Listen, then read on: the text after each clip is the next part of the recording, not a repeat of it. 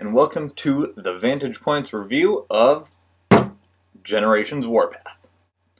Warpath has been a difficult figure to find. The later Generations toys have been pretty scarce lately, but they've recently started showing up in Walmarts and Targets along with the Dark of the Moon toys.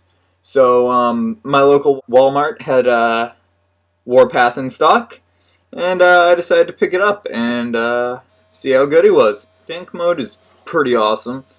He's an H-tank, which I know doesn't exist, but the style looks awesome.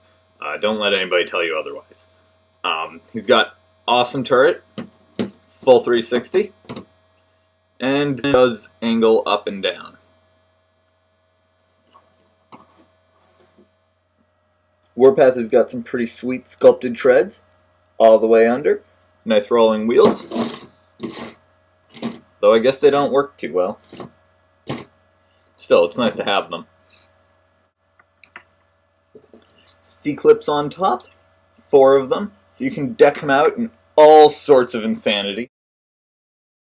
Aside from his C-clips, he also has a missile turret and a working missile up top. Unfortunately, these guys are what I think is one of the biggest downsides of this toy, in that they are not on C-clips. They do rotate, but you cannot remove them and you cannot replace them with anything else, which is a shame, because I think that would be awesome. Aside from the turret swivel, the cannon, these two guys moving up and down, and the wheels on the bottom, the only other points of articulation in vehicle mode are these rear treads, which can bend downward. Those are actually his shoulders, I believe, in robot mode. But it can give him a cool little perching tank mode. No, I never watched much G1, but I do appreciate a good tribute. And on the sides here, on this side, K490W, Kapow, and ZOW333, Zowie, which was apparently how Warpath talked in the G1 cartoon, with a bunch of onomatopoeias. And here he is in robot mode. He does have 2 fists, so with 5mm pegs, so he can hold weapons, and he does still have all 4 of his pegs, of his C-clips, accessible, though the ones on his shins are now, I suppose, a little less useful. But we're going to clip a missile launcher on there for the hell of it anyway.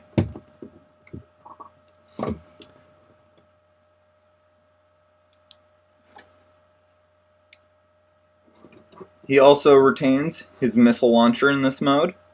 I should mention that I did neuter mine originally out to here with a pointless piece of plastic to keep kids from choking on it. I guess that makes it not so pointless, but I like it better, nice and small. It doesn't poke out the back of the missile launcher anymore, and it stops getting in the way because it actually slowed it down. His posability is quite good.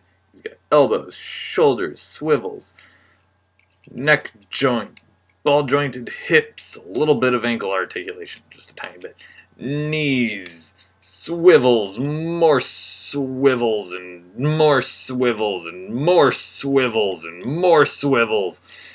All the swivels you could ever want. And now for scale in robot mode, we have ROTF Brawl and Generation Straxus, or Dark Mount, I guess.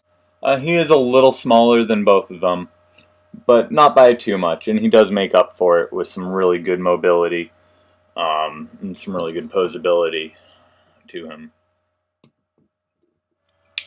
This has been our review of Generations Warpath. We hope you enjoyed it.